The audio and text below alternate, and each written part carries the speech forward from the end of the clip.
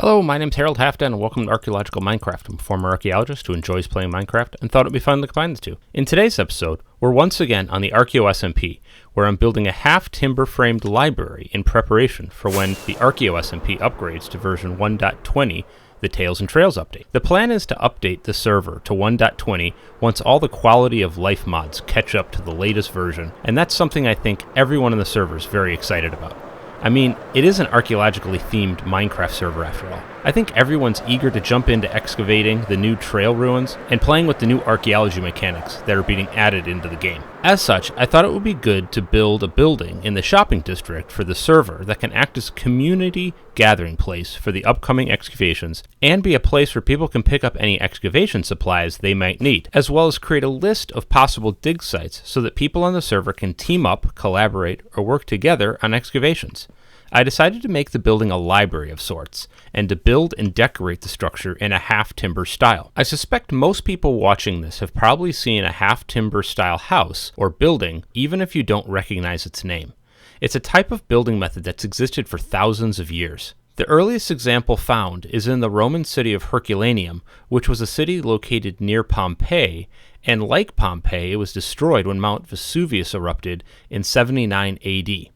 That said, it very likely goes much further back and perhaps even until the Neolithic, and as I mentioned, is how some structures still today are built. It's most popular in Germany and Northern Europe, although the style can be found throughout Europe or throughout the world as a whole. It's a type of what's called post and beam construction, where the timber posts provide the vertical structure and where beams run horizontally spanning the distance between the vertical posts and help transfer the weight to the posts, as well as supporting any structure between those vertical posts. The term half-timbering refers to the fact that the load-bearing timber is left exposed on the exterior of the building instead of being hidden behind an outer shell, which obscures the post and beams.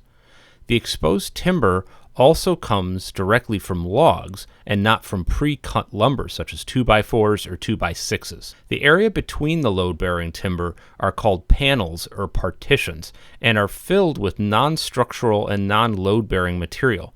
Sometimes this is brick or mud brick or even cobblestone.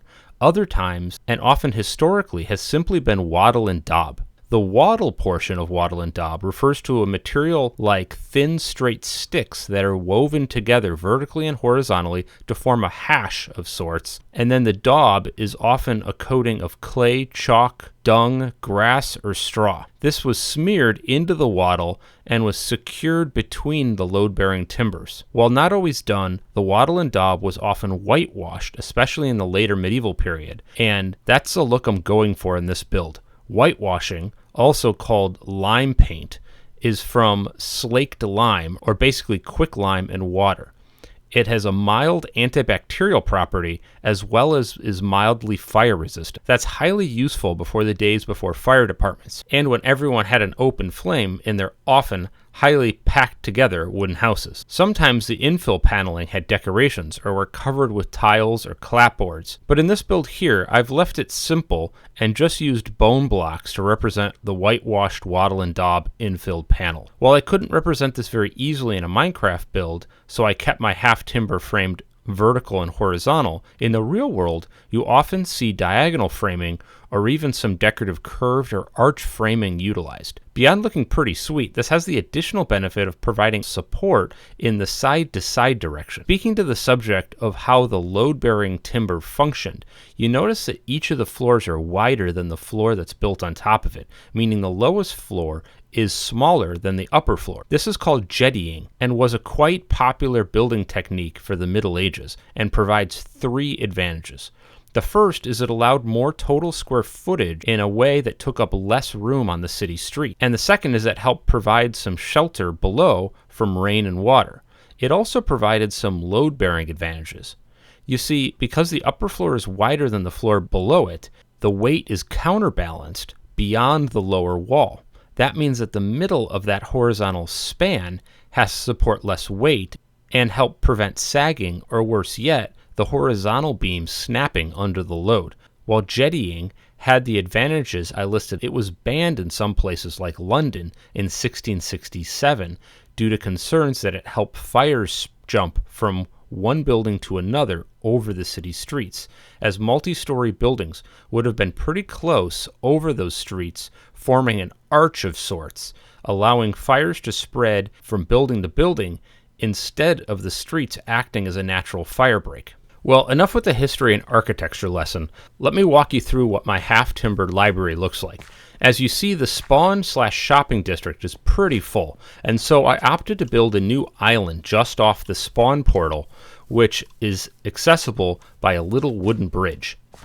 You can see that the main load-bearing timbers I used stripped dark oak, as I think that matches the wood tone from many of the historical half-timber buildings I've seen in person or in pictures. It also contrasts nicely with the bone blocks I used for the infill panels. I use bone blocks instead of white concrete or quartz, as I think it gives a more muted and multifaceted white color, specifically for this purpose. I also used some dark oak signs in places to look like narrower cross beams. Stepping inside, I went with a pretty simple design and left some instructions and an explanation to the library's purpose in the lectern to the people on the server. Popping around the corner, you can see I placed some barrels with labels so people can pick up some excavation supplies as they need them. Let's go up to the second floor, and here it starts to take on more of a library feel, and I plan on adding some chiseled bookshelves to replace the regular bookshelves I used here once the server gets updated to 1.20 and those become available. People can then keep books on their various excavations and shelve them in the bookshelves if they want to. I also have a couple of other barrels and supplies on this floor and some lecterns with books on them that people can use to highlight specific dig sites, and if they want to place maps about those dig sites on the walls, that works too. Heading up to the top floor, I continued the same library theme from the second floor with more lecterns and some areas just to kind of look out with windows to let in natural light. And it's a nice place to look out over the spawn and shopping district. All in all, I think this came together pretty well to create a cozy and welcoming library for people to share their trail ruins, knowledge, experiences, and tell their own stories. Well, that wraps up this video all about half-timber construction and the library I built in that style on the Archaeo SMP server. Please leave me a comment if you liked or didn't like this video, so I know better how I can focus on making content you most enjoy watching. Thanks, have a great day, bye for now.